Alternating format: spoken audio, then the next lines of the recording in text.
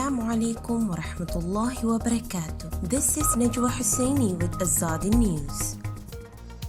Refugees face an uncertain future on Bhasan Char Island. Burmese military coup triggers shift in national consciousness.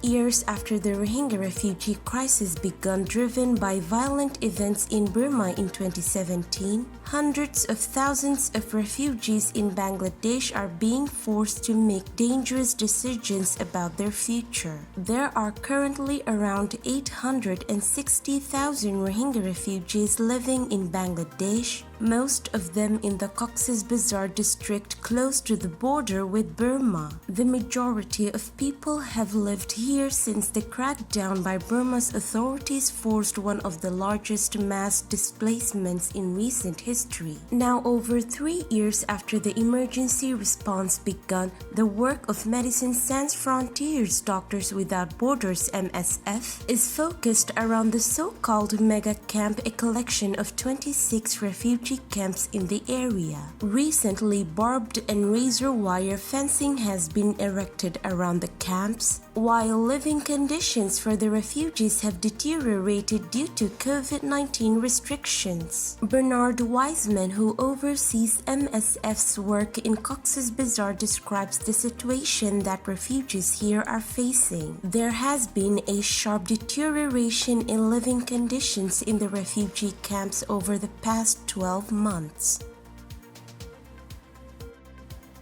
Even as the Burmese military continues crackdown on protesters, a positive development emerging is that lately, people are reaching out to the hapless Rohingya ethnic population and regretting violence that was perpetrated against them. So far, 224 people have been killed in Burma after the deposition of a civilian government led by Aung San Suu Kyi. In an exclusive interview with Anadolu agency, Mong Zernay, London-based academic and expert on Myanmar affairs, noted that since February 1st, when the military seized power, a blessing in disguise has come in the form of a large number of people taking to social media and apologizing to Rohingya. In terms of popular acceptance, one of the greatest positive developments is a large majority of social media comments and a large majority of protesters on the streets in Yangon now popularly apologize to the Rohingya people and say that we have been lied to by the military and we are sorry, he said in an interview through a video link.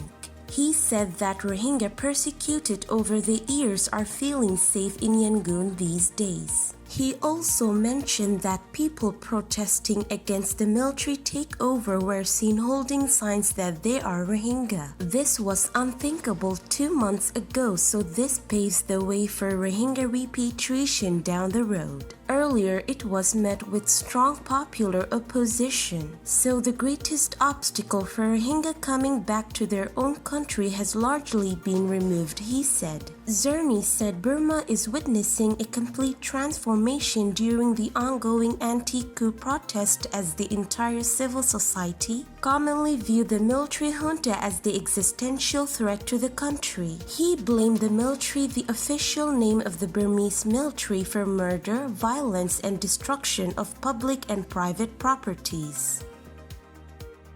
This is today's news. To get more updates about Rohingya, subscribe to our YouTube channel and hit the notification bell. Visit our website azaditvnews.com and follow our social media accounts. Wassalamu alaikum wa rahmatullahi wa barakatuh.